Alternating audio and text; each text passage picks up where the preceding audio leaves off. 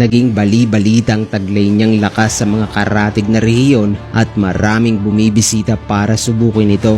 Maraming humamon at nakipagtunggalian ng lakas kay Badang. Pero lahat sila ay nabigo. Hanggang umabot ang pangalan ni Badang sa iba't ibang bansa. Isa na rito ay ang kaharian ng Kalinga na matatagpuan sa India. Pinadala nila ang kanilang kampiyon na si Nadi Vijaya para subukin ang lakas ni Badang. At ayon sa kasunduan, kung sino man ang matalong kaharian ay magbibigay ng kagamitan o kayamanan na kayang pumuno sa 7 barko. At nagkaroon nga ng iba't ibang uri ng tagisan ng lakas ng dalawang nasabing kampiyon.